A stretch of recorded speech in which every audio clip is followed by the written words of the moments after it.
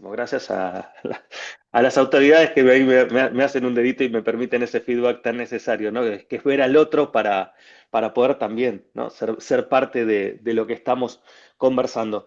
Yo planteo un título bastante, digamos, fuerte. Es un título que vengo trabajando desde hace un tiempo sobre la base de una idea que hace un par de meses publiqué en el diario Página 12. Si buscan, hay una nota que lleva exactamente este título, ¿no? La idea de domar a la bestia, porque hace un tiempo empecé a pensar, ¿no? En esto de ya hace muchos años, en el año 2018 yo me doctoré sobre una tesis vinculada a medios, tecnologías y educación. La inteligencia artificial estaba incipiente. Eh, Se llama esa tesis la marca de la bestia, ¿no? Juego ahí siempre con estas tecnologías que pisan fuerte, ¿no? Y graban en los cuerpos y en las subjetividades de alguna manera marcas muy profundas. Pero digo, esta idea de domar a la bestia, ¿no? Inteligencia artificial, docencia y un nuevo desafío educativo. ¿Y por qué yo hago referencia a la bestia, ¿no? ¿Qué es la bestia? Para empezar a pensar, ¿no? Un fenómeno tan profundo. A mí me gusta provocar con la idea de la bestia, porque realmente estamos ante tecnologías o una metatecnología, después me voy a meter un poquito más en eso, que tiene un potencial único por primera vez en la historia, que es o potenciar nuestra capacidad cognitiva, expandirla de una manera nueva, novedosa y hasta incluso desconocida, o también aplanarla y reemplazarla. Yo voy a ahí empezar a poner una atención, ¿no? Y para pensar a la bestia, ¿quién mejor que Paulo Freire, ¿no? A mí siempre me inspira Paulo Freire. Recién se mencionaba a Adriana Puigros. A mí me gusta, Adriana siempre dice que en las tradiciones de América Latina, en el pasado de América Latina, tenemos la posibilidad de encontrar las respuestas a los desafíos del presente y a la construcción que tenemos que hacer hacia el futuro. Y Paulo Freire hablaba siempre de la posibilidad de pronunciar la propia palabra, ¿no? Paulo Freire siempre ponía esta dicotomía entre hablar y ser hablado por otros, pero esta vez asistimos a un momento en la historia donde podemos no solamente ser hablado por otros, sino esta vez ser hablado por otros no humanos. Es decir, esto como una breve introducción para empezar a pensar, ¿no? Los modelos, los grandes modelos de lenguaje generativo, y prestemos atención al nombre, son modelos de lenguaje generativo, es decir, producen comunicación, producen discurso, ¿no? Entonces, de alguna manera, lo primero que tenemos que empezar a pensar que el riesgo está ahí, en que es la primera vez que no solamente podemos ser hablados por otros y por otras, ¿no? En términos de una pedagogía del oprimido, etcétera, que no voy a repetir acá, sino que tenemos el riesgo de estar siendo hablado por otros no humanos, ¿no? Por agentes no humanos.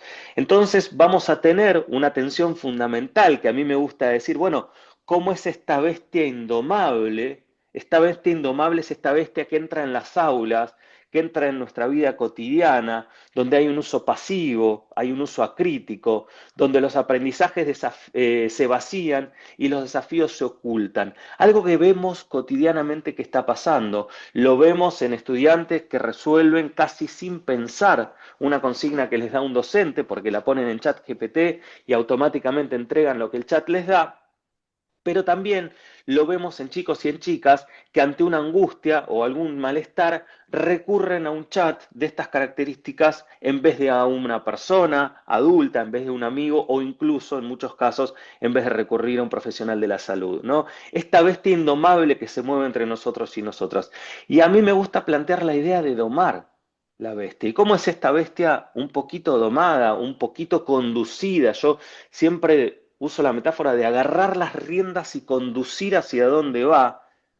Es la posibilidad de pensar con agentes sintéticos, es la posibilidad de expandir nuestra cognición, es la posibilidad de formularnos más y mejores preguntas. Después lo voy a desarrollar un poquito más, pero probablemente el futuro de nuestra enseñanza y también del desarrollo de la investigación ya no pase tanto por encontrar respuestas, sino por hacernos las preguntas lo suficientemente profundas y rigurosas como para interactuando con estos agentes sintéticos, con estos agentes no humanos, poder expandir y encontrar esas respuestas que obviamente estos sistemas tienen capacidad de procesar una cantidad de información que ningún cerebro humano hoy ya está en condiciones ni siquiera de acercarse un poquito chiquitito así.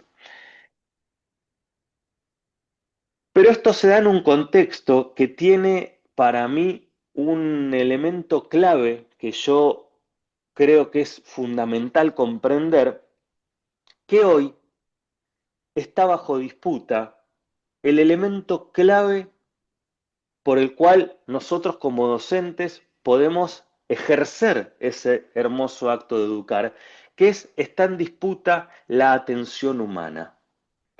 Hoy nuestra atención en la era de la conectividad es el valor más codiciado. Hoy la atención de nuestros chicos y de nuestras chicas está siendo todo el tiempo interpelada, llamada por un teléfono que suena, por una notificación, por una lucecita que nos dice que tenemos un mensaje, por una breve descripción de algún contenido que ha salido, por un nuevo TikTok que nos avisa que está, ¿no? Por un nuevo contenido que estamos en Netflix y nos dice que ya va a salir dentro de 2 días, entonces nos va preparando mentalmente para eso.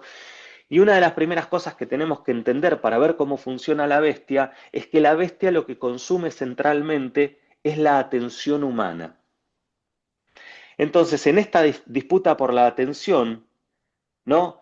Esta atención que está bajo asedio constante por algoritmos de inteligencia artificial y por plataformas, no solo la fragmenta, porque fíjense que nosotros y nosotras antes, los que somos un poquito previos a todo este lío, no tanto, pero un poquito previo a todo este lío, en general no teníamos tanto estímulo de tantas cosas todo el tiempo. Entonces, esta atención fragmentada no solamente se dispersa porque hay una intención de captarla, sino, y ahora lo voy a desarrollar en la placa que viene mucho más en detalle, sino porque está siendo monetizada por las grandes plataformas. Es decir, esto es parte del modelo de negocios del mundo que se llama capitalismo de plataformas. Digo, lo voy a trabajar como un poco, digamos, más liviano para no meterme en ese detalle, pero lo que vamos a tener que ir entendiendo es que la atención humana hoy es un bien escaso porque es un bien que se está monetizando. ¿Mm? Entonces la capacidad, nuestra capacidad de concentración y por supuesto más aún la de los más chicos, las de los jóvenes que están mucho más inmersos en estos ecosistemas, se vuelve cada vez más escasa y está permanentemente en disputa. ¿Mm? Esto tiene implicaciones educativas, las vamos a ir desplegando a lo largo de esta charla, de esta conferencia, pero por supuesto que sin atención no hay escucha, no hay comprensión, no hay posibilidad real de llegar al otro y de transformar su subjetividad, que básicamente es el hecho educativo en sí, ¿no?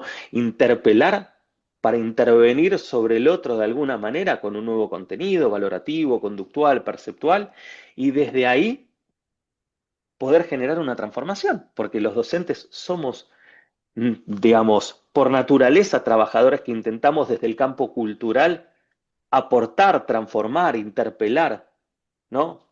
A un otro o a una otra.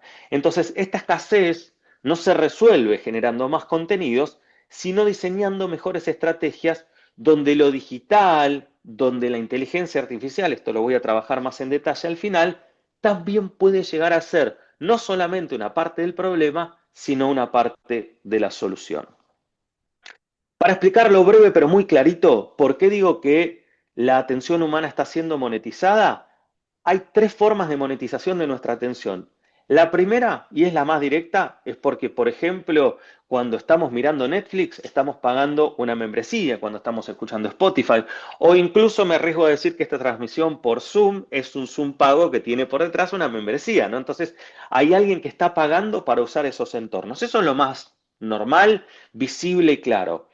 Una monetización más sutil tiene que ver, por ejemplo, con el consumo de publicidad. Nosotros cada más o menos 4 o 5 historias de Instagram que estamos poniendo, digamos, en nuestro feed y estamos viendo, lo que consumimos está siendo pagado como publicidad por alguien. Entonces, consumimos esa publicidad cuando buscamos en Google, cuando miramos reels de Instagram, cuando miramos historias, ¿no? Hay alguien que pone publicidad para que nosotros lo veamos. tampoco es algo tan opaco. Lo que sí es mucho más difícil de ver es el mercado de datos personales como commodity. Cada vez que nosotros estamos adentro de una plataforma, estamos dejando información. El tiempo que nuestros ojos se posan en una publicación y no seguimos scrolleando, es información fundamental. Fíjense que a partir de que nosotros nos detenemos en una noticia sobre un tema, no sé, por ejemplo, hace un tiempito una noticia sobre la guerra en Medio Oriente, ¿no? Y no les pasa que después automáticamente les empiezan a aparecer un montón de notas similares. Y no, y ni siquiera uno picó, no puso me gusta, no puso nada, simplemente separó un poquito más de tiempo. Bueno, todos esos datos construyen perfiles de consumo, de comportamiento, que obviamente se empaquetan y se venden, sobre todo en dos grandes mercados. Uno, el mercado de venta de productos y el otro, el marketing político, porque se construyen perfiles de consumidores y también se construyen perfiles de votantes, ¿no? Entonces, ahí a mí me gusta decir que la monetización de la atención humana no es solo un modelo de negocios, sino que es una transformación profunda en cómo se configura la subjetividad y los procesos de aprendizaje en la era digital. Es decir, este capitalismo de plataformas, esta monetización de la atención, no es solamente un modelo de mercado, sino y sobre todo un modelo que configura subjetividad. Esa es un poco de alguna manera la marca, ¿no? En la subjetividad que nosotros empezamos a recuperar y a reconocer cuando empezamos a indagar profundamente la trama de las plataformas y de la inteligencia artificial. Nosotros vivimos, y esto es un poquito más ya vinculado a lo que pasa con nuestros estudiantes, ¿no? Nuestros estudiantes viven en lo que se llama hoy una cultura del brain rot. Brain rot, una palabra que empezó a aparecer hace un año y medio más o menos, ¿no? Que a mí me encanta porque ya suena rara, suena brain rot, suena a cerebro roto, pero en realidad la traducción textual no es cerebro roto, sino podredumbre cerebral. Es, de alguna manera, esto está descrito técnicamente como el estado de saturación mental y desconexión cognitiva provocado por el consumo excesivo de contenidos audiovisuales, breves y repetitivos. ¿Cuántas veces nos ha pasado que agarramos el teléfono por cualquier cosa, de repente nos ponemos a mirar, yo hago con el dedo para arriba, son reels, o hago con el dedo para el costado, son historias, y se nos fueron 15, 20 minutos, media hora. Y si eso lo llevamos a TikTok es mucho peor, ¿no? Hay un contenido que es, a mí me gusta decir, es como los ultraprocesados de la comida. Comiste un montón, te sentís lleno, pero no te dejó ningún nutriente. El brain rot es el equivalente al ultraprocesado en la alimentación. Tiene un montón de azúcar, tiene un montón de cosas, pero no alimenta, no nos da ese alimento, ¿no? En este caso, contenidos, incluso cuando uno mira una serie se queda con algo, pero estos contenidos cortos de 17 a 20 segundos, que está estudiado el tiempo que nosotros mantenemos y captamos nuestra atención y que obviamente se tiene que renovar para dar un estímulo, tampoco me voy a poner pesado en esto, pero digo, para dar un estímulo que genera dopamina, etcétera, etcétera. Entonces, digamos, nos tiene todo el tiempo atrapados y atrapadas ahí adentro. Estas plataformas, digamos, tienen un despliegue porque este formato básicamente nace en TikTok, que es una red que se ha expandido muchísimo entre los jóvenes. Ya no es nuevo esto, no es ninguna novedad, pero sí historizarlo es importante porque el formato de contenido breve, diría Carlos Escolari, de contenido snack, ¿no? Uno mira estos contenidos como come papitas de un paquete, ¿no? Sin casi tener medida ni conciencia de cuánto va, pero es un montón de sal, es una cosa que nos gusta, que es rica la textura, ¿no? Nació en TikTok, después pasó a los YouTube Shorts y después terminó alterando el ecosistema de Meta con las historias o los reels de Instagram y de Facebook, ¿no? Ahí es donde se termina de reacomodar todo el ecosistema y hoy básicamente estamos expuestos muchísimo más a este tipo de contenido que a casi a cualquier otro, ¿no? Pensemos lo que somos de la era de Facebook. A Facebook había que entrar, había que leer, uno comentaba, ¿no? Después vino Instagram y bueno, era la foto y uno miraba la foto o el videíto. Ahora es todo instantáneo, 17, 20 segundos, cambia, se renueva. Sobre la base de la información que nosotros dejamos, nos muestra cosas que sabe que nos van a interesar. A mí me muestra cosas de pesca, pues sabe que me gusta pescar. Por supuesto, tengo lleno de influencers de inteligencia artificial y tecnología. No, lo mezcla con alguna cosa de viajes y qué sé yo. Y es cierto, donde yo abro y caigo en la trampa, paso a veces 20, 30, 40 minutos y no me doy cuenta. Cuando termino siempre me queda con como la misma sensación. Ay, qué tiempo perdido, ¿no? Pero bueno, es parte de lo que nos pasa cotidianamente. Pero esto tiene consecuencias educativas muy importantes que tenemos que empezar a mirar. Digamos, estos formatos entrenan una atención completamente fragmentada, dificultan la posibilidad de sostener la concentración de textos extensos, ¿no? Cuando uno está acostumbrado a que el estímulo se renueve todo el tiempo, pues se tiene que encontrar. Y nos pasa en las aulas, no solamente de un colegio, sino también nos pasa en los grados iniciales y no tan iniciales en la universidad, que cada vez le cuesta más a los estudiantes leer un texto largo. Y hagamos también un poquito de autorreflexión. Cada vez nos cuesta más a nosotros agarrar un libro entero. ¿Cuántos de ustedes y cuántas de ustedes a la hora de agarrar un libro entero les cuesta esta cosa de decir, bueno, me voy a hacer trampa, voy a dejar el teléfono en otro lugar o voy a aprovechar las vacaciones donde yo puedo apagar el celu y ahí leo, ¿no? ¿Cómo nos ha costado en el último tiempo esta concentración con los textos enteros? La preferencia por estímulos inmediatos y de alta intensidad, la pérdida de una capacidad de pensamiento profundo y reflexivo, porque el pensamiento profundo y reflexivo lleva a otros tiempos. No se construye en 17 segundos, no se renueva con un toque de dedo, ¿no? Y sobre todo, esto que tiene que ver con un libro que el año pasado fue uno de los más comentados, la generación ansiosa, ¿no? La ansiedad ante la ausencia de estímulos constantes, ¿no? La necesidad, sobre todo de chicos y chicas, de tener un estímulo constante cuando choca eso completamente de frente con un docente que viene acostumbrado a hablar, a explicar, a tomarse su tiempo, a desarrollar un contenido. Y ese chico viene seteado de alguna manera por esta lógica de plataformas, por esta atención hiperfragmentada. Y fíjense, espero que se puedan ver estas dos escenas en paralelo, ¿no? La velocidad de la subjetividad de un chico que trabaja, pongámosle en modo TikTok de alguna manera, y la narrativa de un docente, ¿no? Que intenta explicar un conocimiento profundo, riguroso, ¿no? Serio, etcétera. Por eso, de alguna manera, podemos hablar de una crisis de la interpelación en educación. No, lo que nos cuesta es interpelar, es de alguna manera esa capacidad de generar un llamado que movilice, que capte y sostenga la atención. Sin esa atención no hay escucha, no hay comprensión, no hay ninguna posibilidad real de transformación, ¿no? Entonces, ahora vamos a un nuevo paradigma en el cual la vieja creencia de tener buenos mensajes ya no se sostiene. Hoy, para captar el interés de nuestros alumnos, competimos contra algoritmos que predicen los deseos incluso más íntimos que tenemos, porque nos muestran cosas que cada uno sabe, quizás inconscientemente que le gustan, pero todavía no lo buscó en internet, etcétera, porque captan mucha más información de la que nosotros creemos que estamos dando, ¿no?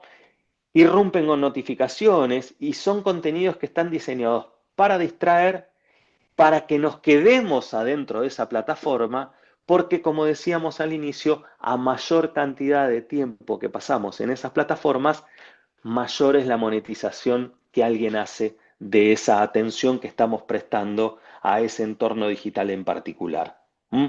Entonces los desafíos para educadores es, entre otros, la pérdida de relevancia, ¿no? Nuestros contenidos compiten en desventaja con el entretenimiento y esto no habla mal de nuestros contenidos ni un poquito mal, sí, de esos contenidos de entretenimiento los llamamos brain rot y todo, pero no importa. Pero digo, no es un adjetivo calificativo, es una descripción.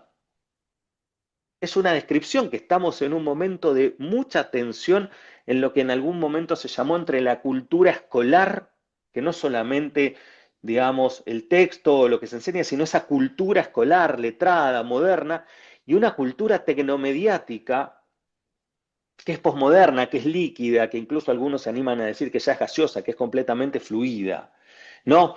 Y las nuevas estructuras cognitivas que nuestros estudiantes como audiencia han transformado sus patrones de atención. Esto tiene una serie de implicaciones críticas porque por supuesto esto forma subjetividad, porque sin atención sostenida no hay posibilidad de construir sentido ni de formar subjetividades críticas, ¿no? Acá tenemos que ver cómo hacemos para lograr una atención sostenida. Voy a ir al final con propuestas, no sé, digamos, no es todo negativo, digamos, sino que voy a ir al final con propuestas, pero es importante y a mí lo que más me interesa siempre en estos espacios es plantear la profundidad del diagnóstico que tenemos que tener sobre la gravedad de la situación por lo distinto, no por lo bueno, por lo malo, por lo lindo, por lo feo, por lo que nos guste más o nos guste menos, sino porque las cosas han cambiado mucho en muy poco tiempo.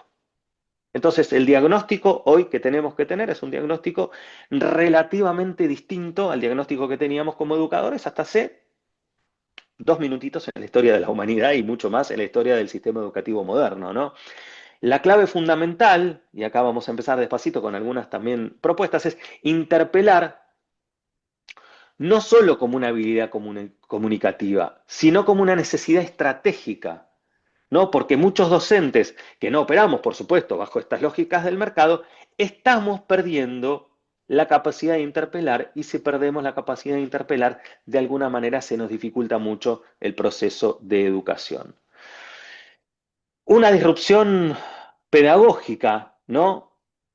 La que podemos pensar, pedagógica y comunicacional, porque acá va de la mano de empezar a pensar la comunicación y la educación en conjunto, ese es en el campo específico en el cual yo me muevo hace muchos años, donde el desafío real no está en incorporar la tecnología, sino porque no es una cuestión de llenar de aparatos las aulas, no es una cuestión de empezar a hacer TikToks a mansalva o de que los docentes nos convertamos en influencers y hagamos streaming, no es por eso, sino es de alguna manera ganarnos un lugar en la constitución misma de la estructura cognitiva actual, es decir, aprender a llamar un poquito esta atención de nuestros chicos y de nuestras chicas, ¿no? Porque estamos en una competencia desigual.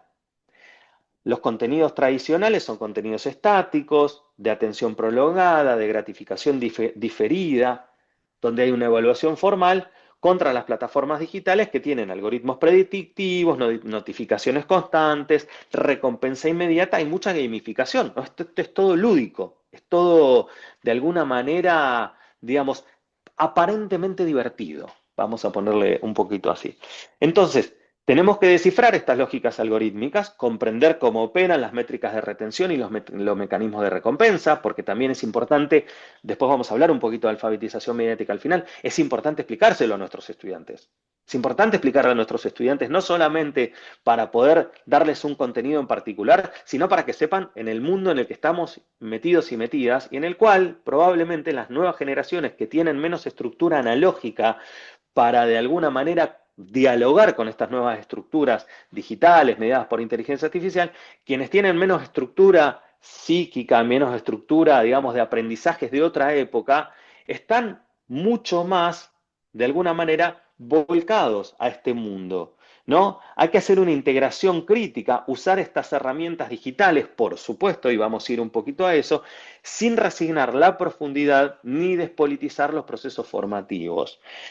La necesidad estratégica, volver a interpelar, porque sin capacidad de captar o sostener la atención no hay posibilidad de construir un sentido educativo, y formar subjetividades críticas, porque hay que desarrollar habilidades, capacidades, esto es lo que yo mencionaba recién, para manejarnos en este nuevo ecosistema digital y ser conscientes de las lógicas que están impresas en estas plataformas. Un dato clave que yo traigo de la encuesta Kids Online, que se presentó hace unos meses en Argentina, la encuesta Kids Online de UNICEF, es una encuesta que se hace a lo largo de todo el mundo. Yo tuve la posibilidad de participar en la presentación del capítulo argentino y ya en ese momento, la encuesta Kids Online cerró en marzo de este año, el 58% de los jóvenes encuestados por UNICEF utilizan herramientas de inteligencia artificial. Es decir, casi 6 de cada 10 de nuestros estudiantes están utilizando herramientas de inteligencia artificial.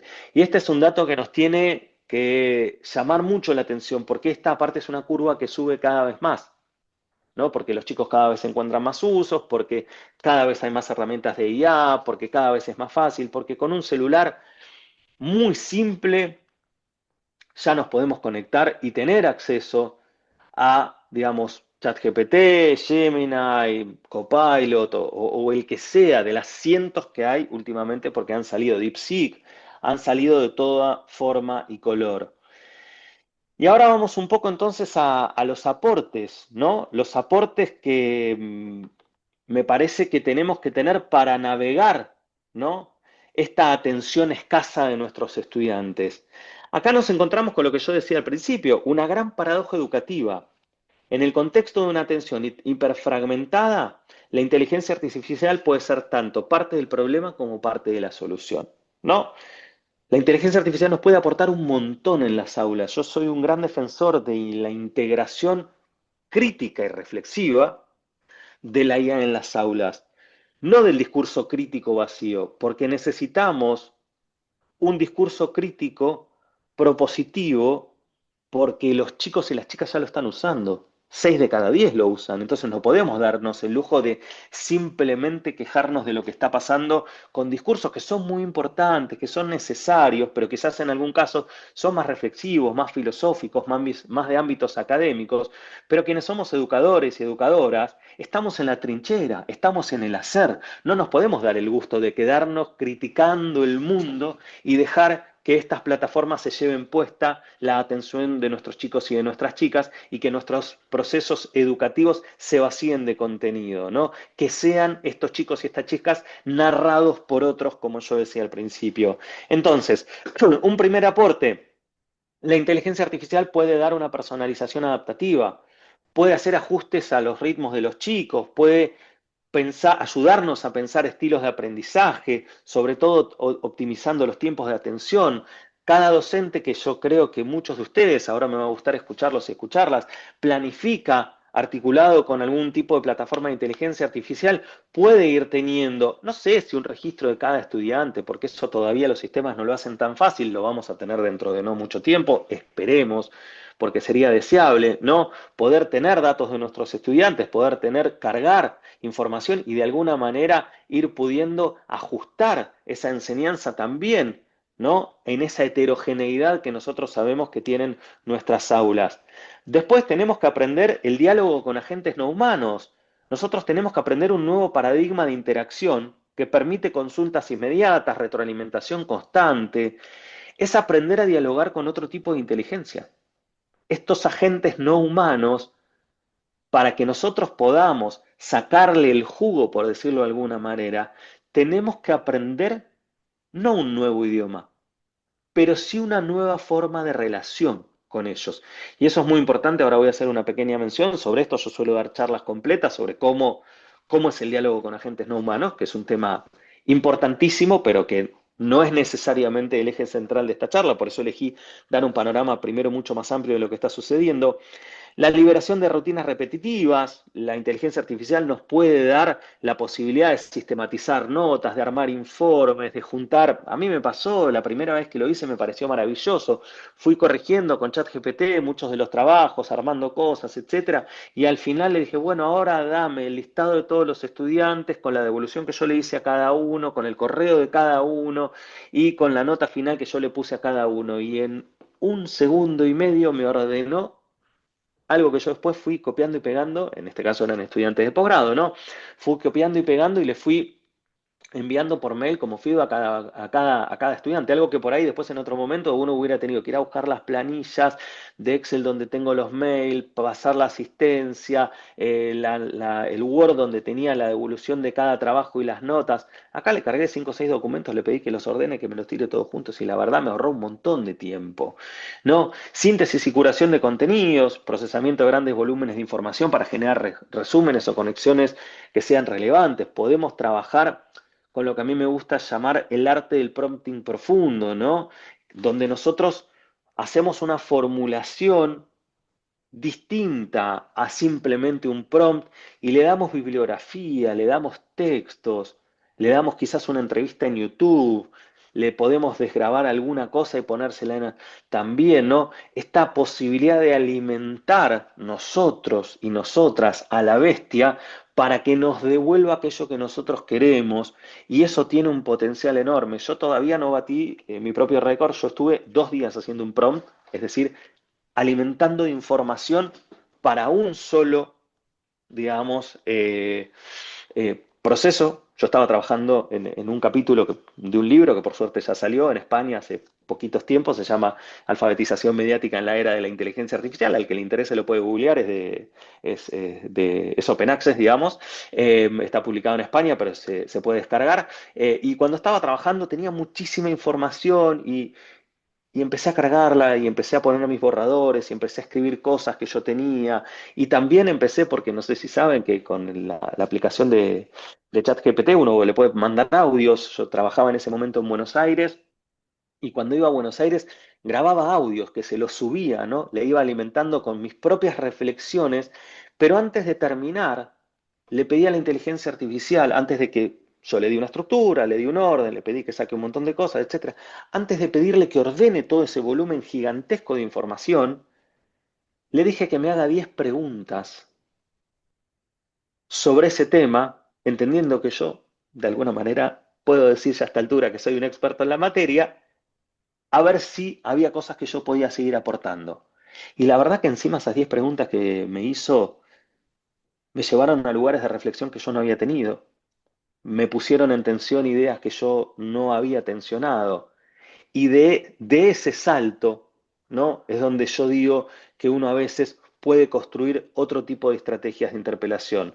Hoy hay un montón de herramientas como Manus, como ChatGPT, Cloud, Perplexity, Notebook LM, digo, si después quieren que les recomiende alguna según el uso, digo, yo soy un usuario bastante intenso e intensivo de IA, por eso arranco con una perspectiva crítica y profunda del problema en el que estamos metidos, pero también después voy a la parte propositiva, porque en lo personal yo creo que, digamos, está la posibilidad de tener una palabra expandida, o como me gusta mucho en ese mismo libro que les comentaba recién, hay una autora que digo, es una compilación el libro, hay una autora italiana que trabaja un concepto que es el de prótesis cultural, ¿no? La inteligencia artificial como prótesis cultural que nos expande la posibilidad de pensar, ¿no? Me parece que estamos en esa tensión, pero que la prótesis cultural que nos expande la posibilidad de pensar también es una opción disponible. Tenemos que pensar de alguna manera en una pedagogía de la atención, ¿no? No tenemos que convertirnos en mercaderes de la interpelación, del foco mental, sino en comprender las lógicas para intervenir con inteligencia, ¿no? Tenemos que tener estrategias para poder intervenir en cómo se estructura, ¿no?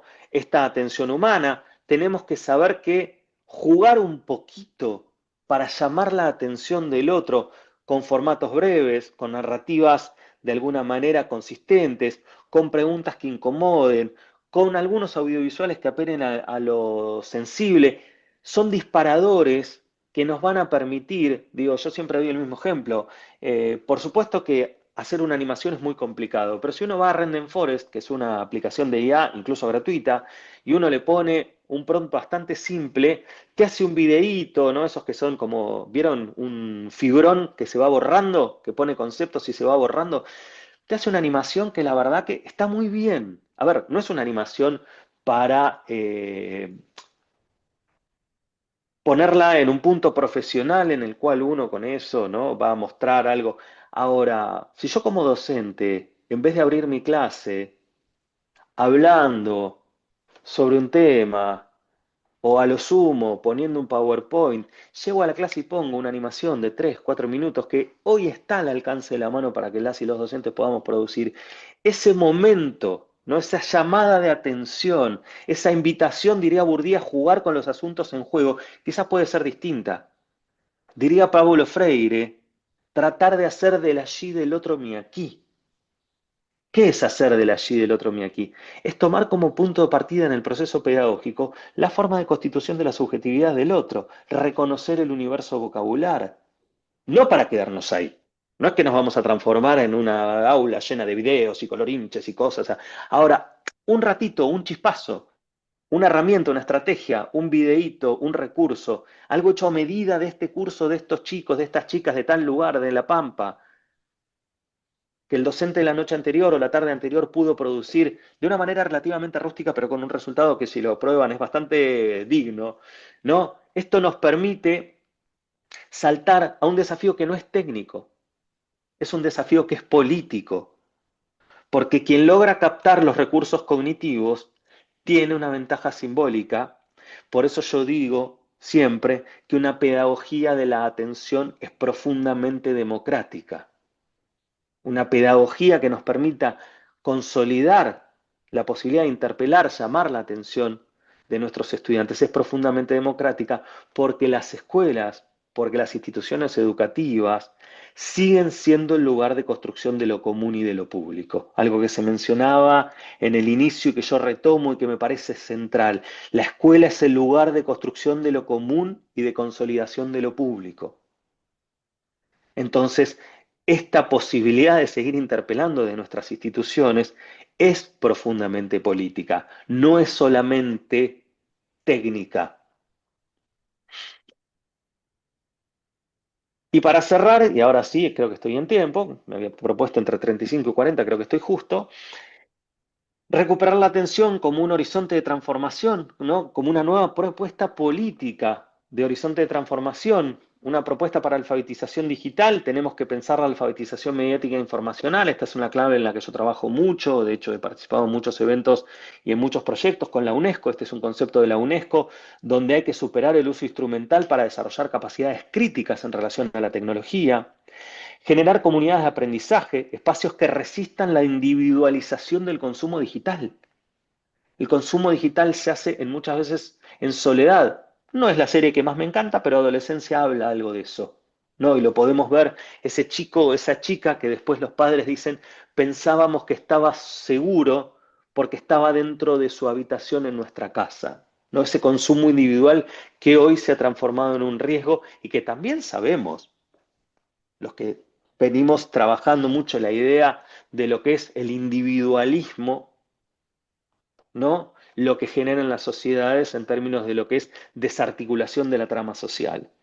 Políticas públicas de soberanía digital, marcos regulatorios sobre inteligencia artificial y plataformas son urgentes. Algunos países, como por ejemplo Brasil, están avanzando, la Comunidad Económica Europea, la Unión Europea avanzó con una ley muy importante, son faros interesantes para ir mirando.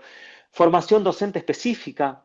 Yo por eso celebro este espacio, porque hay que capacitarse en inteligencia artificial y en estas estrategias de interpelación en entornos digitales. Y por eso yo dejo pendientes, si es que les parecen, y si no, charlemos de lo que les parezca mucho más interesante consultarme o comentarme, algunos desafíos para conversar. ¿Cómo recuperar la capacidad de interpelar en un contexto de atención hiperfragmentada? ¿No? Estas son las cosas que yo quiero que queden ahí como resonando. ¿Cómo recuperamos esta capacidad de interpelar? ¿Qué estrategias pedagógicas pueden disputar la atención sin reproducir las lógicas mercantiles? Cómo construir una alfabetización digital crítica que forme subjetividades emancipadas y cómo transitar esta tensión entre hablar y ser hablados, o mejor dicho, narrados por otros no humanos. Para cerrar, perdimos la capacidad de interpelar en parte porque cedimos la atención a un sistema diseñado para monetizarla. Entender esa lógica puede ser el primer paso para recuperarla. Muchas gracias.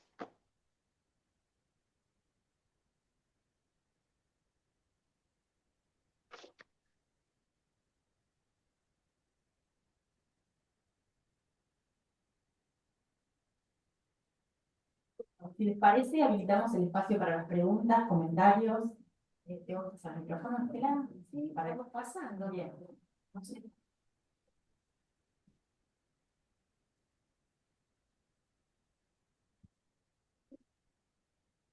¿Quiere?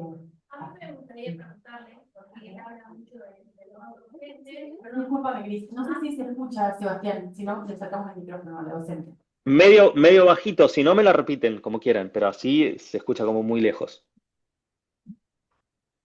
No. vos hablas mucho del rol docente, de la escuela y todo. Nosotros como colegio secundario tenemos también a otro actor importante que es parte de la institución, que son las familias, digo. Mucho de esto se va a trabajar en el aula, nosotros vamos a poder, ya estamos en algún punto, en algunos, por lo menos el primer año es más fácil regular el uso del celular, uno puede acordar las cuestiones de atención, claramente son como las detallaste, pero a mí me preocupa cómo la familia también tiene que ser parte de este proceso, si no, es como que siento que esa tarea se recarga sobre la escuela y sobre el rol docente. A ver si vos tenés una mirada sobre eso también. Y digo, la escuela es importante en ese acompañamiento a las familias, sobre todo en el colegio se hace mucho ese regular o acordar con familias algunas cuestiones.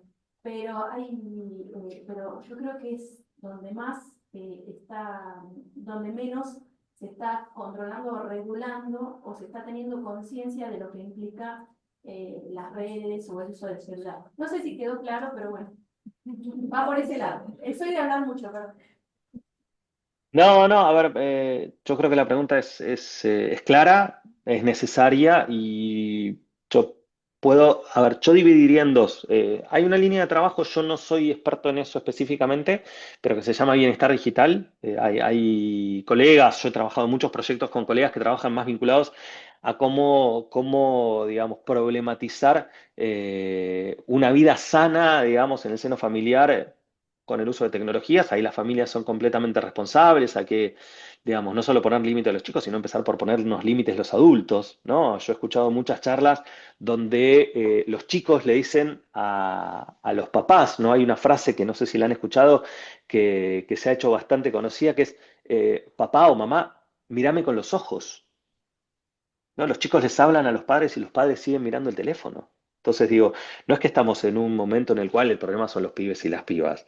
El problema es la humanidad entera, por eso yo hablé, digo, estamos en el umbral de un salto que nadie sabe muy bien hacia dónde nos lleva, eso lo tenemos que tener en claro. Por supuesto que las familias tienen una responsabilidad muy clara, yo creo que hay un diagnóstico muy parecido al que yo di, que hay que trabajarlo con la familia, yo trabajo en varios proyectos, insisto, donde esto es un componente muy importante. Yo hice foco en la tarea docente porque me parece que el docente como educador tiene que tener un diagnóstico claro de por qué a veces esta atención hiperfragmentada hace que nos cueste mucho interpelar, que nos cueste mucho abrir la puerta del aula, que los chicos nos den un ratito de bolilla, ¿no? Cosa que por lo menos en muchos de los casos cuando yo trabajo en este tipo de espacios o de ámbitos, yo trabajo mucho con docentes, esto surge todo el tiempo, ¿no? Sí, están todo el tiempo con el celu, les cuesta seguir un texto, les cuesta escuchar digamos, algo largo, les cuesta leer. Digo, bueno, hay algo que está pasando por debajo, ¿no? Que es un poco lo que yo quería llamar la atención. Pero por supuesto, cuando yo decía, a ver, hay un montón de cosas para hacer, hay que trabajar en el ámbito familiar, hay que regular, porque tampoco es cuestión de que toda la responsabilidad sea de la ciudadanía, sea esa ciudadanía docente o esa ciudadanía familia o esa ciudadanía joven, chico, niño, niña. No, hay una responsabilidad del Estado, de los gobiernos, hay responsabilidad de los organismos internacionales, supranacionales, pues esto no es un problema ni de Argentina, ni de Sudamérica, ni siquiera de nuestro continente, esto es un problema global. Las distintas regiones lo van resolviendo de distintas formas, ¿no? Entonces, hay muchas capas. Yo me posé en una, pero la que vos acabas de ubicar es otra tan importante como la que trabajamos hoy y que podría dar, como mínimo, digo, a una charla completa sobre lo que implica el uso responsable de las pantallas en el seno de la familia y cómo, digo, a mí me pasa como papá, yo tengo, justo hoy no las mencioné pobres, pero siempre caen, yo tengo dos hijas, ¿no? Una de 10 y una de 15 que imagínense, padre que trabaja sobre tema de tecnologías, tienen todo regulado, la cantidad de horas de tiempo, de aplicaciones, y a mí, con un doctorado en comunicación, la primera vez que me tuve que meter en el teléfono de mi hija a instalarle un control parental, me costó muchísimo, me volví loco. Estuve días, ¿no? Porque claro, para hacer un montón de cosas en los entornos digitales es todo fácil, intuitivo, sencillo. Todavía la aplicación Family Link de Google, que yo la recomiendo porque hay que regular los tiempos en pantalla, etcétera, etcétera, pero no era motivo de lo de hoy. Digo, todavía hoy sigue siendo poco intuitiva. Y eso que ya lleva, desde que yo les estoy contando hasta ahora, casi 10 años de actualizaciones, ¿no? Es muy complejo regular, pero hay que regular. ¿Cómo le vamos a dar YouTube?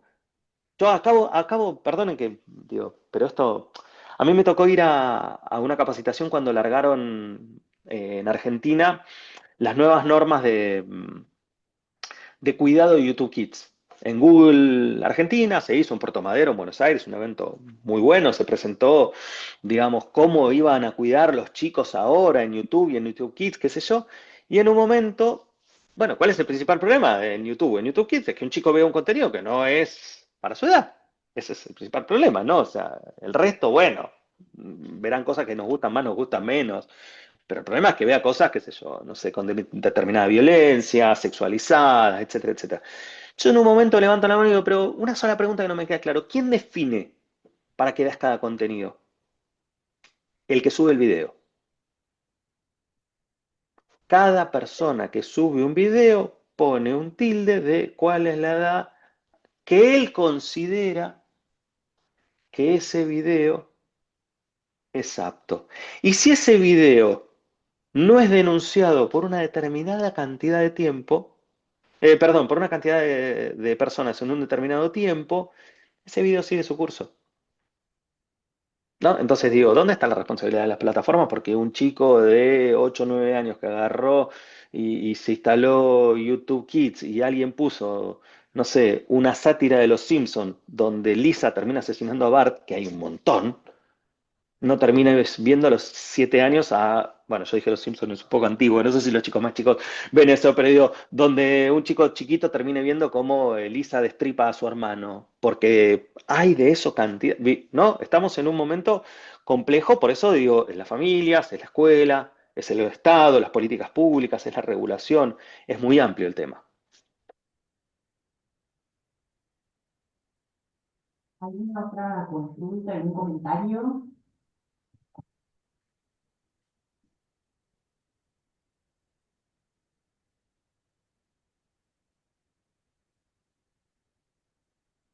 Hola Sebastián, ¿me puedo correr un poquito del ámbito educativo? Por ahí vos tenés algún tipo de respuesta con algunas preocupaciones que son en este momento.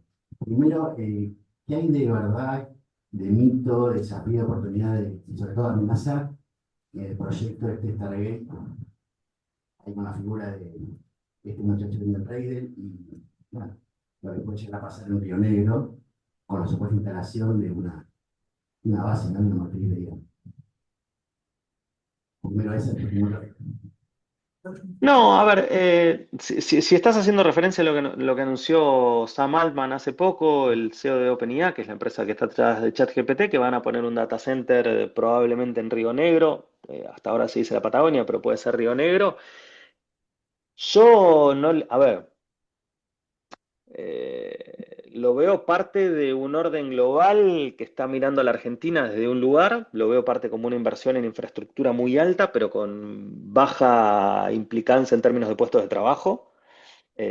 Básicamente es que nosotros tengamos, ¿cómo le podría decir? El guardadatos más grande de Latinoamérica.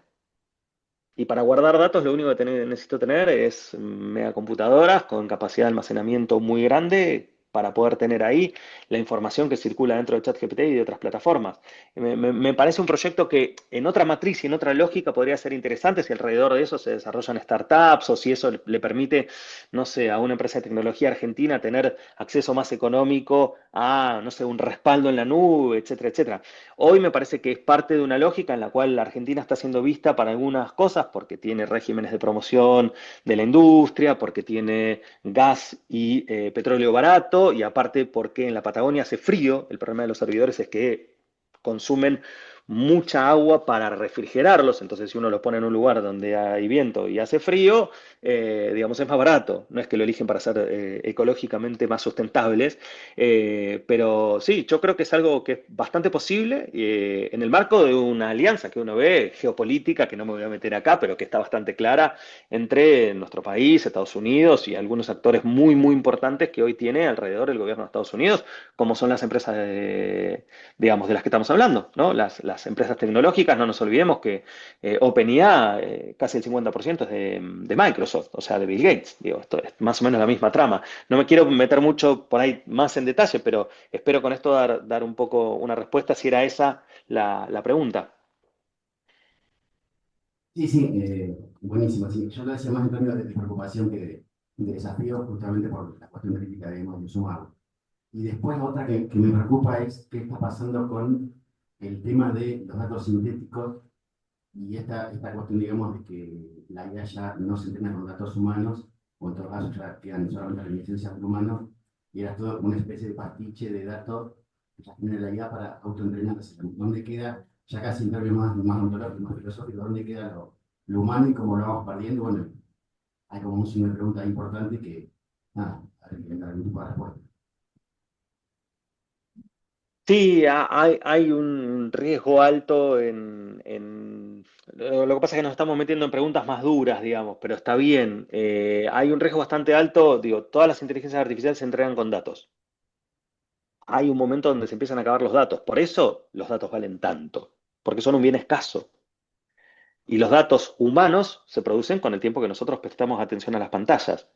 Hoy lo que está diciendo el compañero es que las inteligencias artificiales están generando datos que permiten entrenar otras inteligencias artificiales. Lo que pasa es que eso tiene una transmisión de sesgos y de un montón de particularidades que no son humanas, que hacen que esos modelos nuevos estén, digamos, bastante condicionados. La verdad que todavía lo que viene pasando es que es algo que se está haciendo, pero que se tiene que mezclar con datos que tengan origen en la producción humana, porque si no el resultado no está siendo muy positivo. Eso es lo que hasta ahora vienen diciendo. Si eso se puede mejorar, porque las inteligencias artificiales no nos olvidemos que cuando las usamos aprenden también.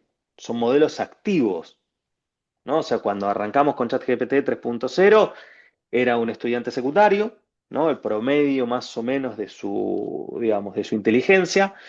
El 4.0 era un estudiante universitario y ya el 5.0, algunos se arriesgan a decir que tiene nivel doctoral en casi todas las disciplinas.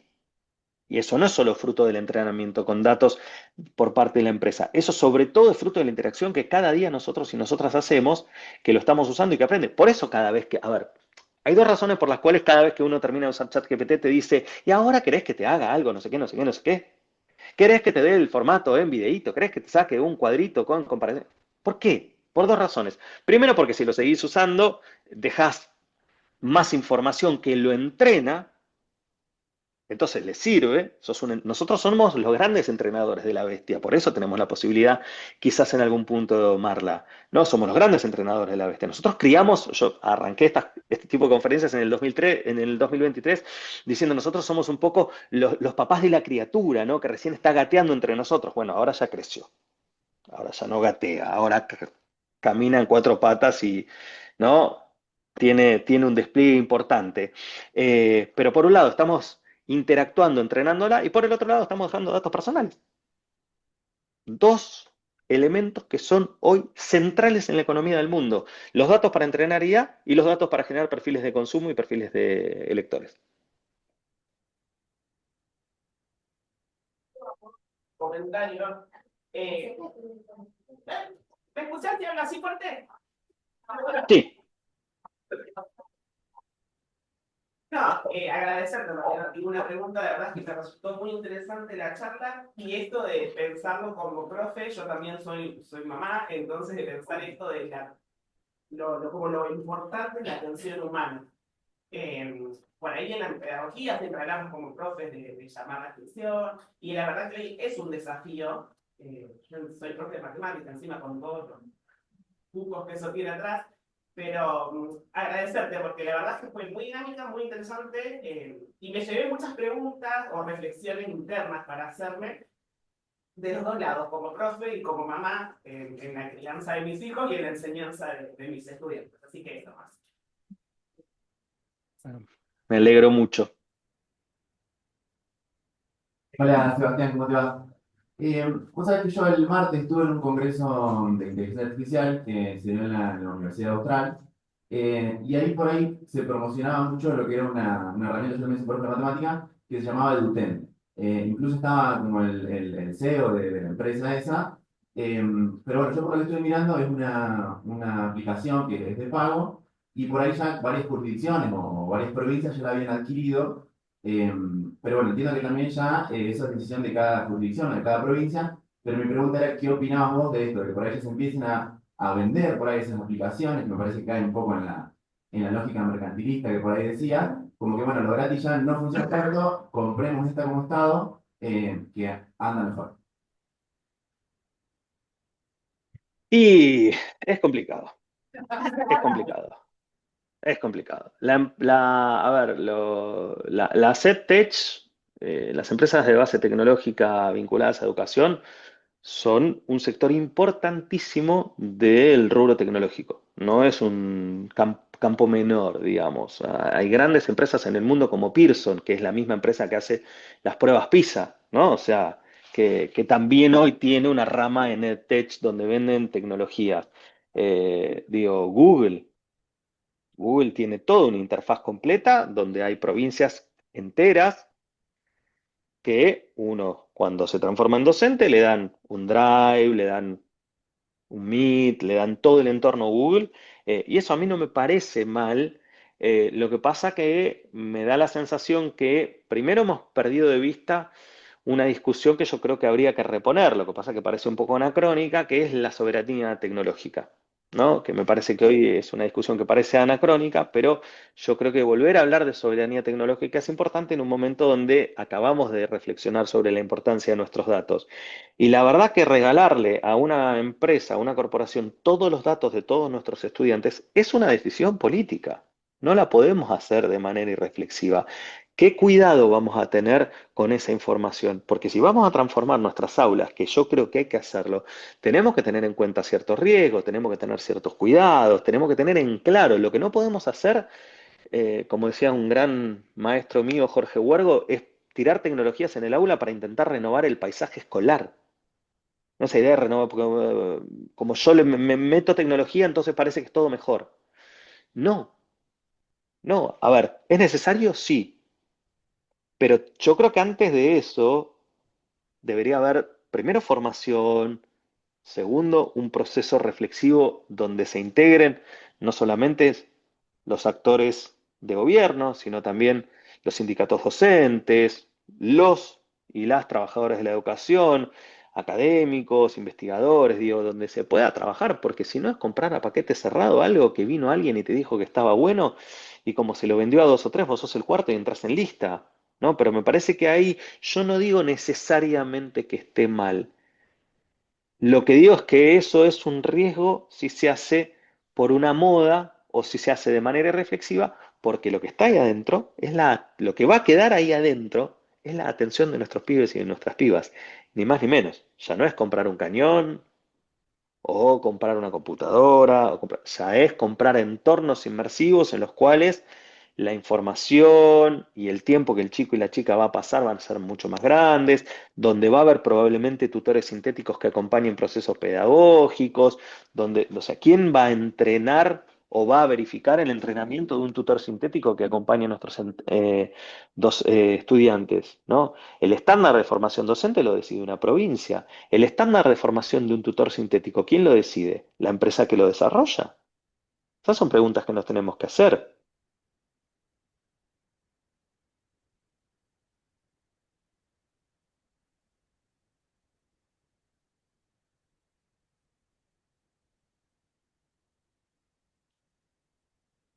Bueno, agradecemos al doctor Sebastián Bobinsky por los aportes brindados, que seguramente enriquecerán los diálogos y debates sobre las experiencias de enseñanza y aprendizaje y el impacto de esta jornada. Muchas gracias, Sebastián.